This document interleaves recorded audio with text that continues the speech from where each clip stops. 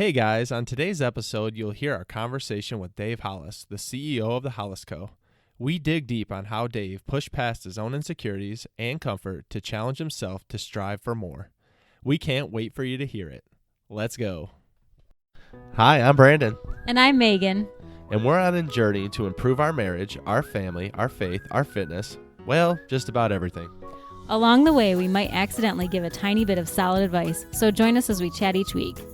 Welcome to the Fools in Love podcast. Guys, today we are so excited to have Dave Hollis on the Fools in Love podcast. Dave is the CEO of the Hollis Co., a dad of 4, and his wife just happens to be Rachel Hollis. Dave left his job at Walt Disney to come alongside Rachel to pursue their calling of giving people the tools they need to make lasting changes in their lives. Together, they truly do it all.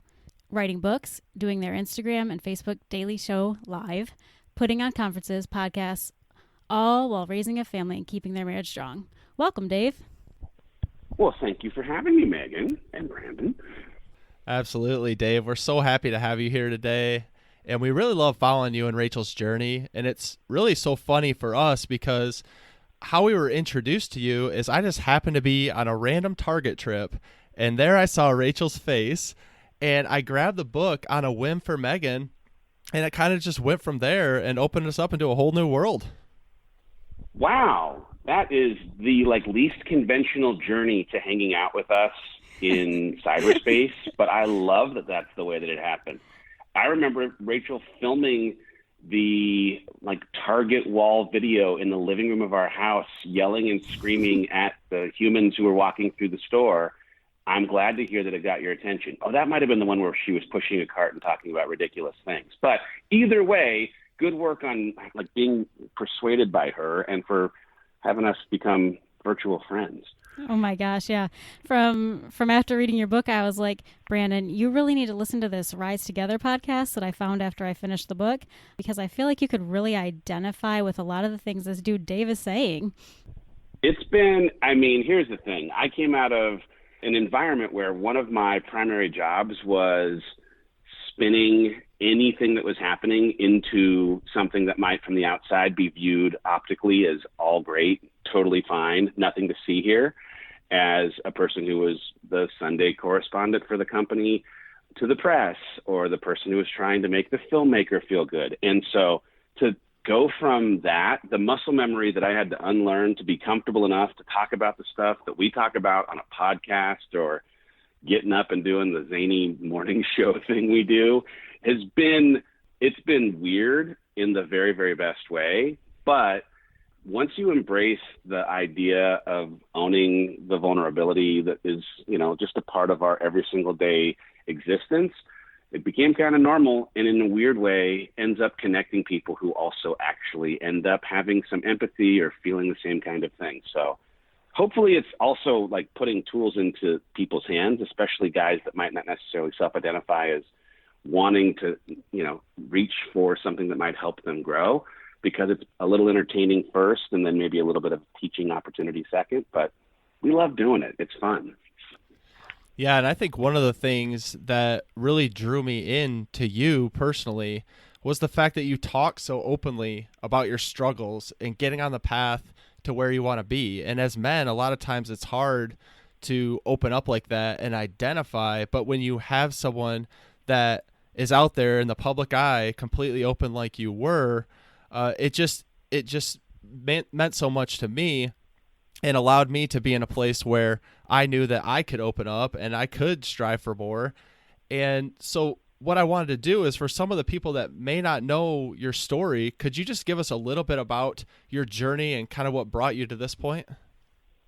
For sure. So I work now with my wife at a company that we have vainly named after ourselves, the Hollis Company. But before, about a year ago, when we started this venture together, I lived with my family in Los Angeles. We have 4 children. One is 12, one is 10, one is 6, one is 2. That's a lot of kids. We, at the time when we were living in Los Angeles, each had careers that were separate from each other. She'd spent 15 years worth of time building a media company that had a bunch of different lives through the evolution of who she was becoming as a woman. The company kind of morphed as she morphed and grew as she grew. And at the same time, I had worked in media for kind of the entirety of my adult life. I started at Fox. I then went to an agency where I repped talent. I went into a grassroots marketing gig. I then ended up at the Walt Disney Company. And for 17 years, I worked in the studio business, the movie business. And for the last 7 of those 17 years was the head of sales for the theatrical side, the movie theater side. We make movies. We sell movies to movie theaters. They put them in theaters. My job was selling movies to theaters, which was a really, really great job and created experiences that I'll have memories of for the rest of my life. But that at the same time, Rachel's business had grown into this place of being very, very much at the cusp of tipping into something fantastic and great. I was selling Star Wars and Avengers movies to movie theaters that would literally go out of business if they did not have them. So selling them wasn't that difficult. Either of you could have sold them. And that it wasn't that difficult, at the same time that it felt like there was so much opportunity to do this good work with my wife, we made a choice. Bizarrely, and what looks like really good instinct now, before Girl Wash Your Face came out. So about 2 years ago, we made this decision. We impulsively bought a place in Austin, Texas, to create some leverage for me to approach the Walt Disney Company about leaving. We made the plans to go as of June of last year, and the last year has been a drinking from a fire hydrant kind of experience with every single high you could imagine, and a bunch of really hard and at times overwhelming stuff as we experience the fun and challenge of working together, the fun and challenge of a faster paced existence with some of the successes that have happened, and a lot of excitement about what the opportunity to do the work together to try and put tools in people's hands that if they use them, it might change their life means as we grow a company that when we got here in June of last year had 6 humans working at it, and that today we're moving into our new offices tomorrow. We have 25 people working in the company, which is a lot of new people in a short period of time. That makes it, like I say, very much exciting and a little chaotic. So oh my gosh. Fun. Oh my gosh, I that's know. so exciting, and congratulations. That's awesome. So thank you. You're welcome. So how do you take that first step? Because we believe that so many people know deep down that they're not where they should be in their life, but because of fear, or maybe just even because they've been doing it for so long, like you said, 17 years, they just feel like that's it and they can't do anything else. So how do you get from there, that feeling of this is just what I do, to being able to take that first step or that leap of faith out? Well, for me, it was a combo platter of 2 things that converged at the same time, maybe even 3 things. But I was in this strange bridge from my 30s to my 40s, where I was really asking some bigger questions about purpose, the reason and meaning of life, what God has, in store for me, or why this potential that I have inside of me exists, and why it was or wasn't, and it wasn't at the time, being fully utilized, and what I needed to do about it. And I had a providential spa moment, a moment where my kids and I, on the regular, would be out back. They got to ask me any question at all. And one of the questions that my middle son asked was what my greatest fear in life was. And he was looking for something gross. And I told him not living up to my potential. And I knew it, but it wasn't a thing I was thinking of, and it just fell out of my mouth. And it created a sense of urgency for fixing a thing that I'd kind of just become really accustomed to, and that was certainty. Like, I had grown up really believing that being a provider and having certainty and managing everyone else's and my expectations and clinging to the things that I knew was the thing that I needed to do to be happy in life. And my decision to do that was coming at the expense of my ability to grow.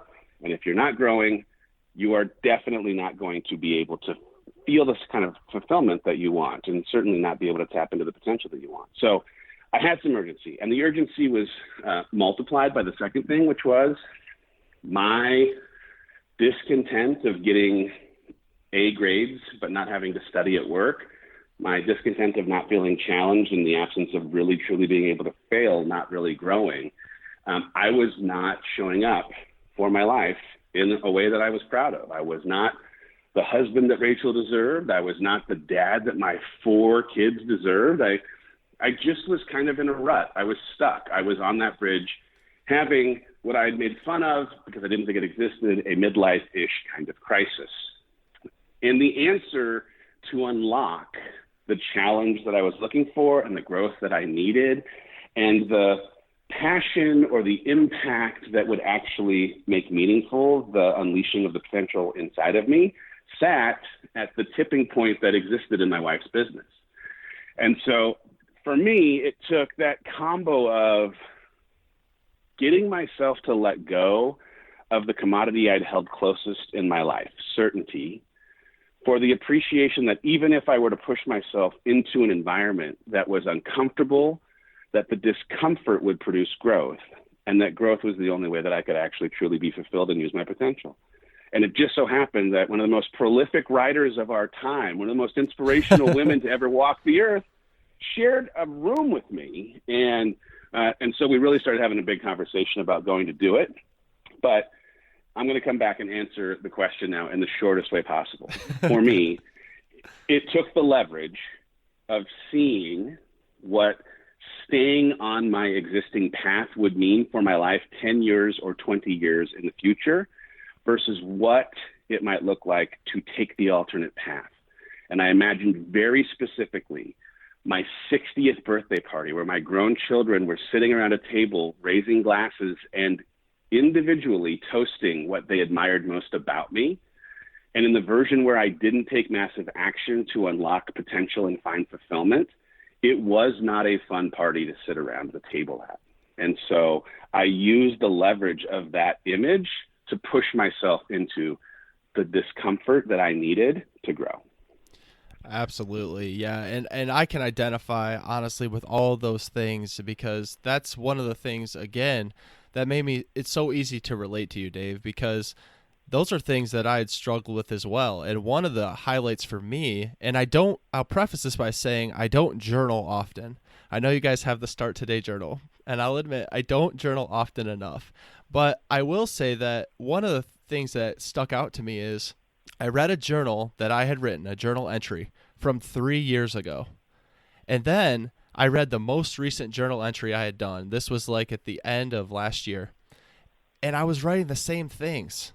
And I was struggling with the same challenges.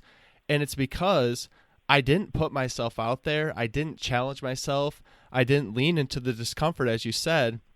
And because of that, you live in a level of comfort. And I think we're all guilty of this. But until you're willing to push yourself out of that, things aren't going to happen. Because one of the things that I think so many people struggle with is they're doing all of these different things, but they're not ever changing the patterns of those things. And so they just continue to do the same thing over and over again and expect a different result. And of course, we know how that goes. Now, one of my personal struggles with that is as I'm leaning into these new things and these new challenges, obviously you're not comfortable. So that brings up a lot of struggles and it brings up a lot of insecurities. So how do you personally overcome insecurities when things pop up along the way? Because obviously I know from being at Disney to transferring over to Hollis Co, there's a lot of new things that you're stepping into. Oh, yeah. Well, one, like finding a way to make normal the fact that the insecurity is going to happen. It's not will it happen or could it happen? It's going to happen. The idea of imposter syndrome, that you're going to be found out for not being good enough or not qualified enough or not the right fit for this thing that's new that you don't have as much expertise in, is not reserved for just people that are, mediocre and below.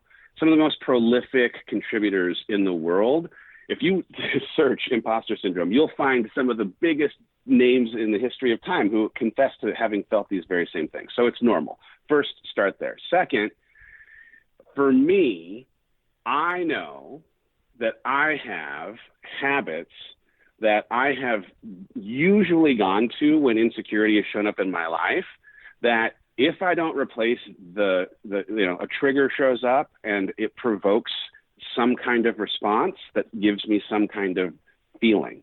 If that response is for me, if it's healthy, if it keeps me from spinning or finding myself, stacking my insecurity on top of each other, look out. I'm going down. It's not good. And so I've had to become, and with Rachel, frankly, we've had to become really, really intentional about our habits. We have a very consistent morning routine. We work out, move our body, go on a run, do something that shows us that we can be physically strong every single day.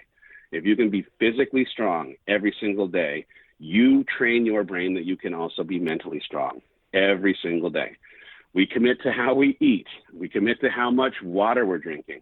And for me, I have had as vices when things get really crazy, things like grabbing a drink too many or 4 drinks too many. So in seasons where I know I'm going into something that's going to particularly work on something that I get insecure about or become potentially overwhelming, I have to just not drink at all. I am in a season right now of not drinking at all because I know myself too well, because I have an addictive personality and I get in my own way by trying to mute the stuff that feels uncomfortable.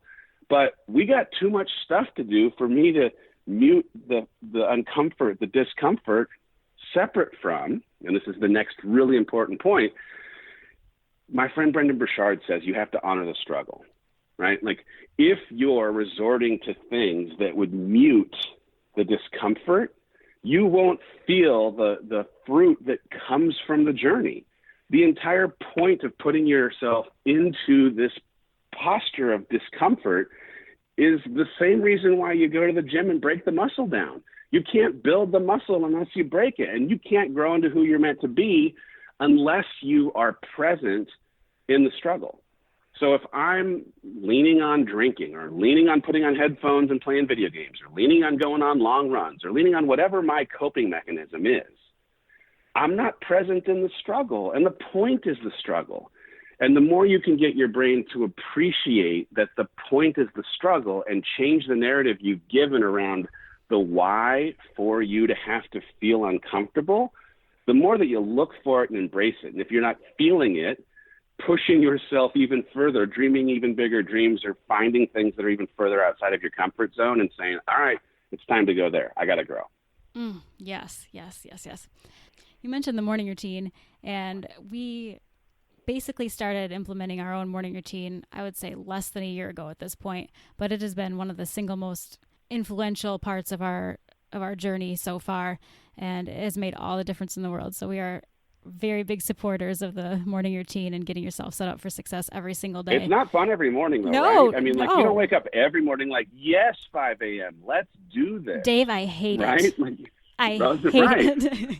Every single day. Here's I'm like, the good why? news, because I hated it for so long, and then I started hating it less, and now I intermittently hate it, right? Like, there are just days. I had some stuff that I had to crush for a book deadline last night. I didn't get to go to bed until about midnight. We go to bed by 9 p.m. on the regular. So when 5 a.m. came this morning, I was like, oh, no, Satan. No. But here's the thing. If, like you've just said, my identity is a person who has a morning routine. I get up at 5 a.m. When 5 a.m. comes, or whatever your time is, you get up. And on the days that you don't want to, you do it anyway. And once you get into such a habit that that's just the thing you do, it doesn't occur to you on Saturday morning to sleep in. You're up. It's just the way that you start your day. It's just the way that you create the energy as the power plant to fuel your body for the balance of the day. You got to have a really great morning routine. Yeah, for sure. So Brandon and I work together on 3 different projects, and I know you guys you and Rach work together on a million different things too. But let's talk about that for a second. So we find that working together, we love being able to like lean on each other and have that strong support system just built in. How do you guys make sure that you're there for each other as you continue on your mission? Well, we hang out every single minute of the day. No, I mean, that's part of it. Like proximity truly is allowing in real time I've got an idea, what do you think? Oh, no, that's a great idea, but what if you were to, thing that happens in great work environments happen way more fluidly and frequently, and it's fantastic. The thing, though, that I think has been the secret to the success of how we work together is unbelievable role clarity on who's doing what, so that the most likely thing that might derail our successfully working together, which is ego, has less of a chance of getting in the way. We're both high performers. We're both, I think, very confident in the ability that we have to add value to the work that we do.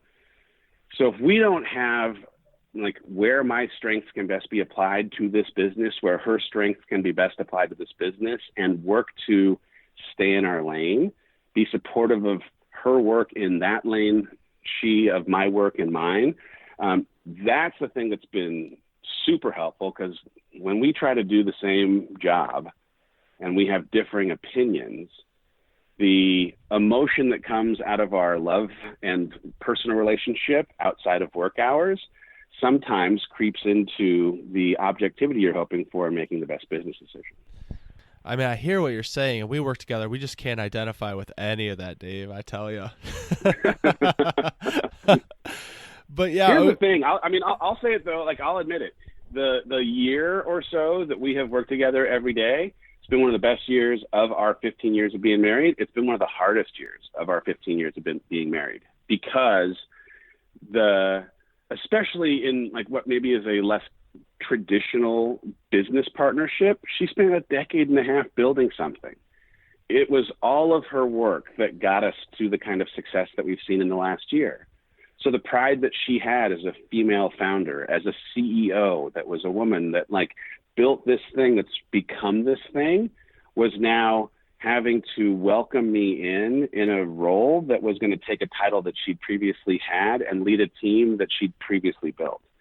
And so I try to be really conscientious of acknowledging that the success that we're seeing is the handiwork of her decade and a half of sweat equity, but also we're trying to be self-aware of the reality that she has had a way of doing things for such a long period of time that my new set of eyes coming in, even if it might be what's best for the business, may be emotionally difficult for her to see because of the way she's always done things. So we try to be as honest about it as possible. Frankly, we've had a crazy commitment to radical candor that was a byproduct of some work I was doing at Disney just before I left. But we've really committed to, if we have some beef, we are dealing with it respectfully in real time, or as near real time as possible, which means we have waded into and had more hard conversations about getting to the why of what it is that's bothering one or the other of us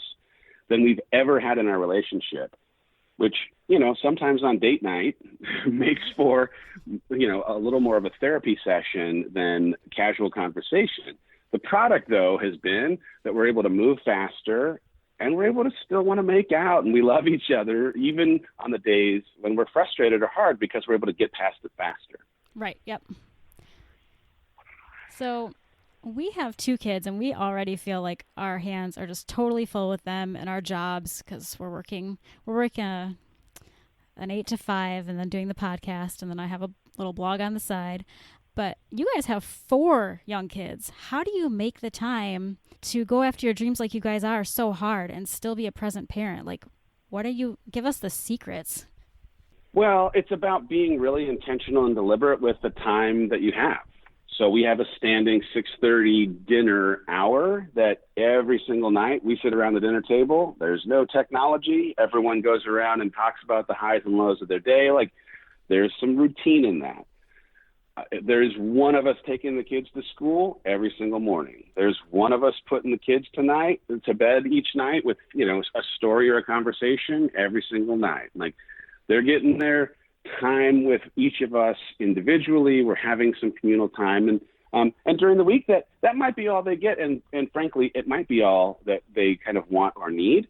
And then the weekends, it's about, all right, a little bit of dividing and conquering during sports seasons, if I'm going to be honest, because all of these games seem to stack on top of each other. But having a parent in the stands cheering along as someone's trying to hit a ball or kick a ball, and then, doing something outside. We moved to Texas in part because of wanting to live on a piece of property that was bigger and didn't cost as much. And so we have a big old yard where we can shoot a basketball in the driveway, kick a soccer ball in the field, or chase each other on little bikes, around the garage. And doing those things, that's about being intentional, though, with it being a priority, for how we want to show up and spend time with them. When travel or work becomes a thing that has to take a little more of a priority, we have help. I mean, we ask for help. We have my niece lives here in Austin with us and is, always around to be able to be a family face. But we have a nanny, and she's rad, and she's a part of our family and is here every single day, is my 2-year-old daughter's very best friend, and knows where the trampoline park and the rock climbing wall and the frozen yogurt place is. So, it's a, thing that we have to be really intentional about in terms of where and how we spend our time, but also we're on a mission to change the world, and we can't do that without the help of the family and community that we have to bring in here to also help us with the kids as we go do the work.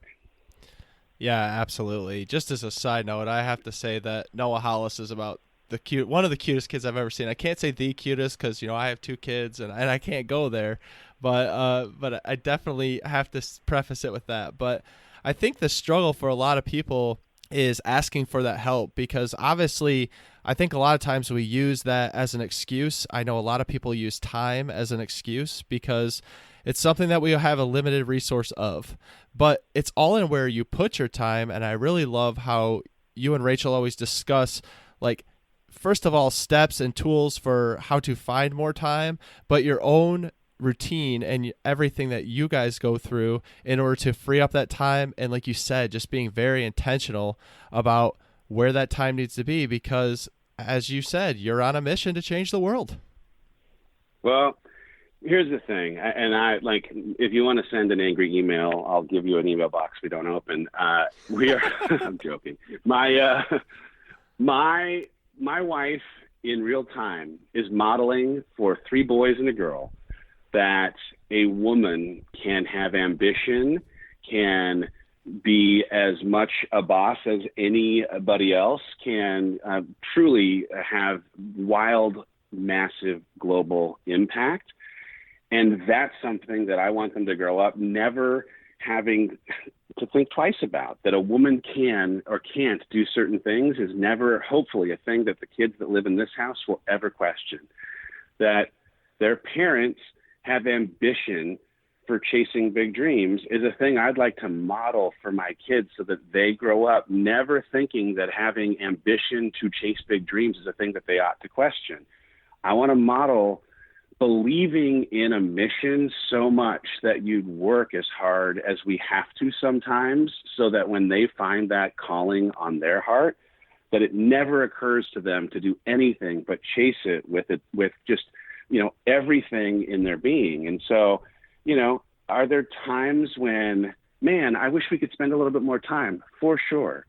But I also, I have so much confidence in the quality of the humans that we're raising here, the fact that they've never had any other experience than this, and the kind of modeling that we're doing, that it works for us and it's working great. But it might not be the thing that works for the person who's listening. And that's completely okay, because I think every single person is going to have a little bit of a different experience in how they want to try and raise their crew.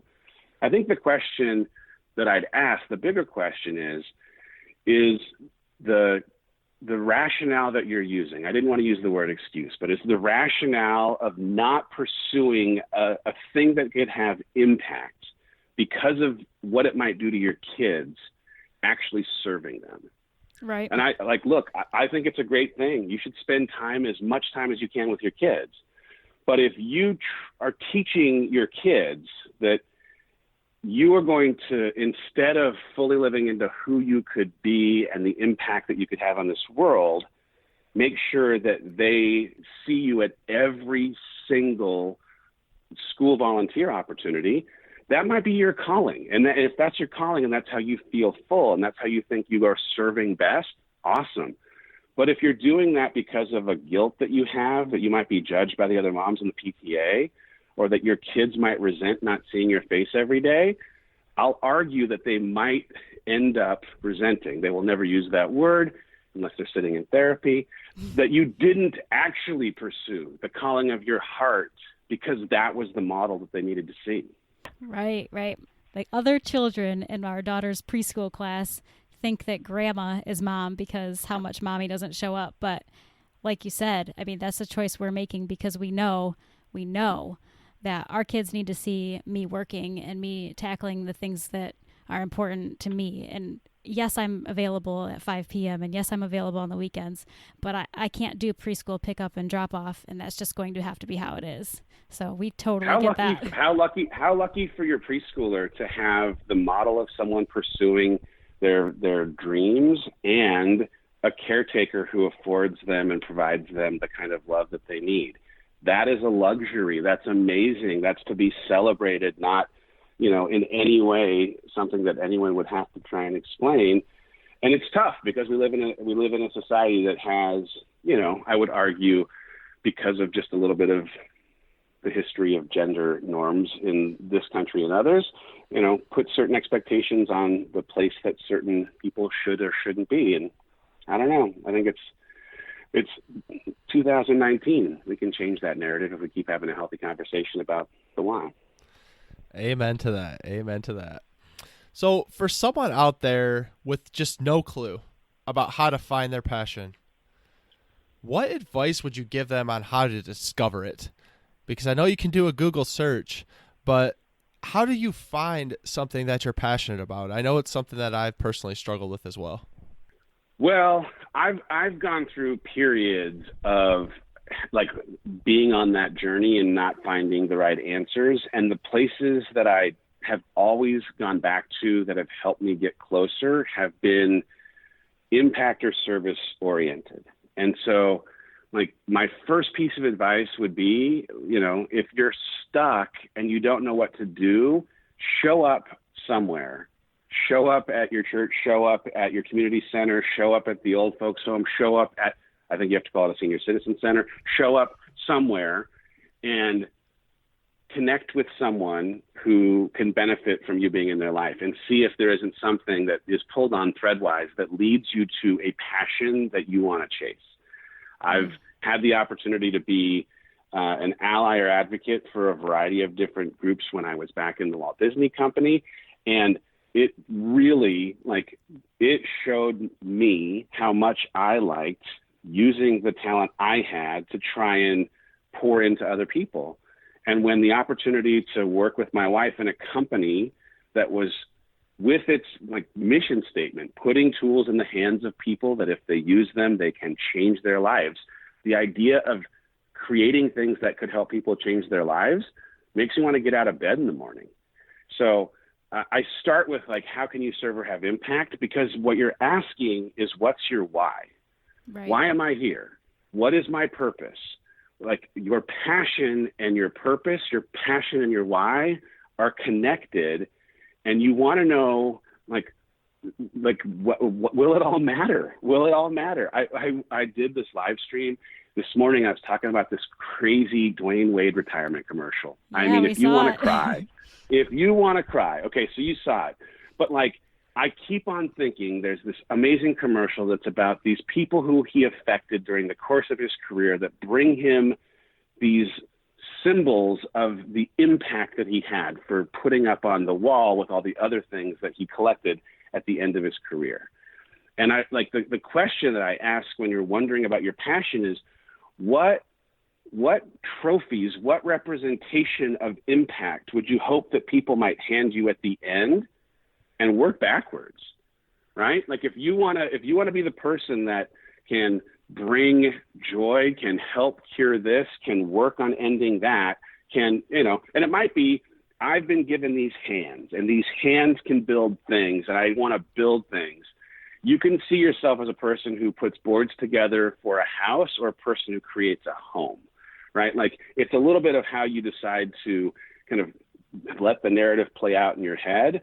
But that end, like, if you can envision the end of how you want to be recognized when your journey's through, work backwards and ask, like, what's my why that gets me from where I am to that vision? Definitely. Yeah. We always say, like, you have to be willing to think a little bit outside of the box too, because let's say you like to teach. Well, that doesn't mean you have to be a teacher. There are a million ways you can teach somebody and not be like a teacher in an elementary school. 100%, for sure. I mean, I'm definitely coming out of an experience where, because of how much growth has come when I let go of the person I thought I needed to be for society, for my peers at my company, for the industry I worked in, for the parents who raised me to chase achievement. Like, once I was comfortable to step away from an identity that had been assigned to me in my mind by others and just look at what I wanted to do for me, well, that's freeing. Because I think a lot of times when people are stuck not knowing what passion to pursue, it's because they're asking if their dreams are going to make other people in their life uncomfortable, if their dreams are acceptable in the eyes of their husband or wife, if they're allowed to dream something this audacious, if they can really pursue that thing they loved to do when they were little, because is that really a job? And the answer is, if you find joy, if you get passion from it, like Rachel, when she's talking to women, a lot of times will like have this moment of like, I feel like I've lost myself. And she always will ask them, who were you before you were his husband or their mom or the coworker? And when you get back to the core of who you were before, if you're a man, who were you before you felt like you had to live up to this definition of masculinity, before you had to like do these things to be a good man? Who were you before that guy? Yeah, that's If deep. that guy was a guy that was crazy into sports, who woke up every day looking for a newspaper when he used to have to look for a newspaper to see a box score, then start picking around that area that you used to get up and get so excited about. And that's, it's not going to be, like, oh, snap your fingers, I'm going to go be this thing. But at least it's going to, like, hopefully lead to a trail of breadcrumbs that makes answering the question a thing that you can get closer to, in a day-by-day kind of fashion. Right. Yeah, I bet those women sitting in those conferences or with Rach have a little bit of work to do when they're trying to think back to who they were before all that. Because I know for me, I've been a wife or at least a partner for so long and a worker for so long. You have to think back, like, who really am I before I was all these things. So that'd be a challenge to have to think through all that. That's crazy. And Brandon's just been a man. Yep. The whole time. Definitely wouldn't go there.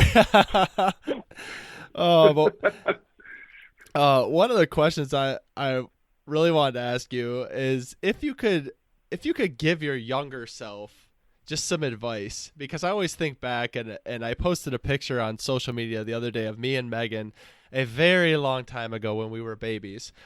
But I thought about it then, and it was like, if you could tell your younger self something, if you could give your younger self some advice, now that you are where you are and you've seen how it's played out, and I know you're still in the middle of it, what advice would that be? So it's two things. I mean, the first is 100% to recognize that nobody cares what I am up to. Literally no one. Even you guys. No one. I mean, like, we all, it's humanity. It's not a negative thing. Care about ourselves. And the worry of what others might think of what we're doing or how what we do may or may not affect, like, that is a thing that holds back people getting from where they are to where they want to go, or getting from who they are to who they need to be or want to be or who God wants them to be. That is it. Like, I left a company that I had put so much identity in and gave so much power to Like my leaving was a thing that we talked about years before I left, but I didn't because of what they might think. And I've been gone for a year, and I'm connected to a couple of people that are, more than a couple of people that I'm like really had great friendships with, but none of them, all of the ones that I was worried about what they might think, are not and have not thought about me. And that's not an indictment on them being bad people. It's that they're human, and human, you human, me human, we're all worried about ourselves. So that's one. The second thing is that I would have really tried to convince my 20-year-old self to care about health. I am going to have my most prolific years in the next 5 years of my life. And I could have slid that back to 25 to 30 or 20 to 25 if I'd been disciplined with my morning routine, if I'd been disciplined about working out, if I'd been disciplined about putting the food in my body that blessed it didn't come from Taco Bell or wherever. I took for granted that I was going to live forever. I mean, I took for granted that's not even a real thing. I just believed I was. And so I didn't act as though there was a preciousness with time and a consideration for this correlation between the way you set your body up for helping you succeed and not. And so I'm going to be in the best shape of my life over the next 5 years.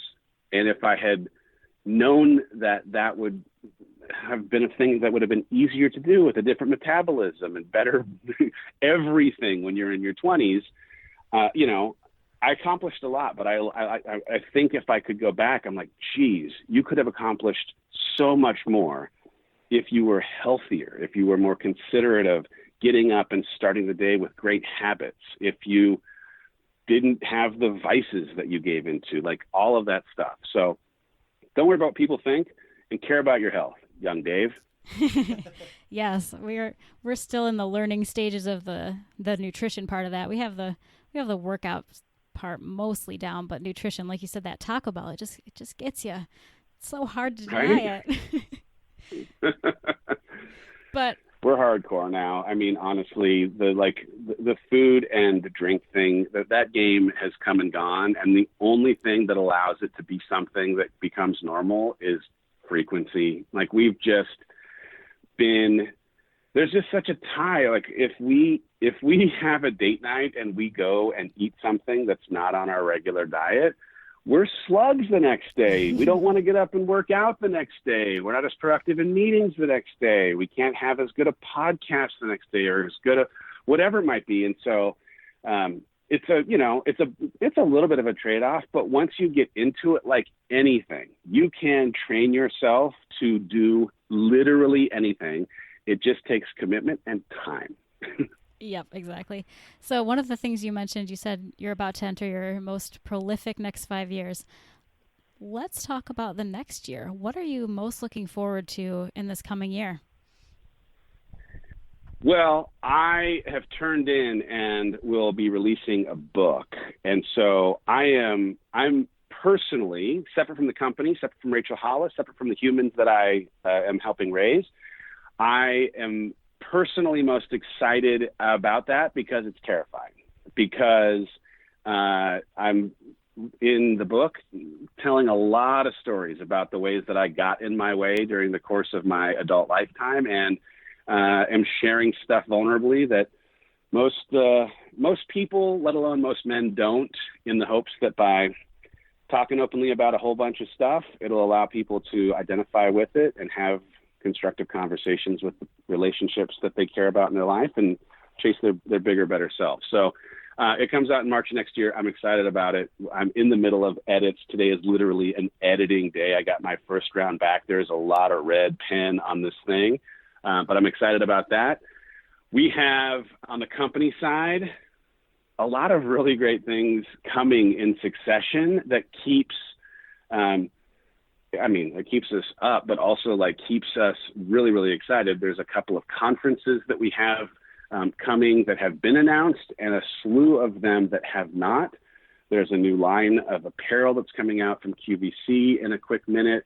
There's a whole bunch of fun announcements coming in the media space with big partners that I am excited about, in part because we're going into some places where, as much as we've kind of been witness to what can happen, have never ourselves worked in them. And so, again, it's like, hey, let's push ourselves into some places that are new so that we can be excited by and grow from some of what is, exhilarating and some of what is terrifying about a new place to teach.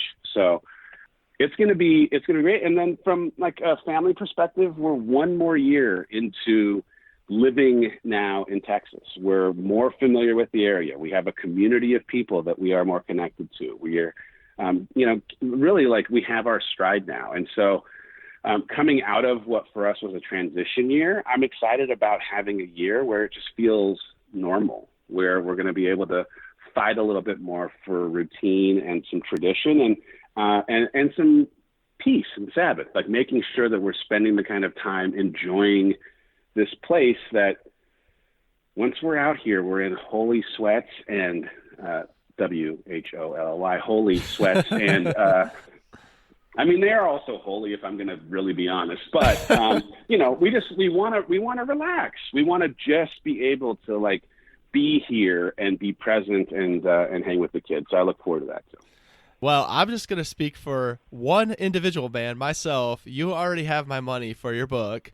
I've heard you share some of the chapters on your morning show, and like I said, you already have one dude's money. So I just want to This is the only reason why I came on this show, if I'm going to be totally honest, was to sell one book. I'm doing it 48 minutes at a time. So mission accomplished. Perfect. Yeah, one of the things, and for those of you who don't know, Rachel and Dave have made a movie. It's on Netflix now. It's called Made for More.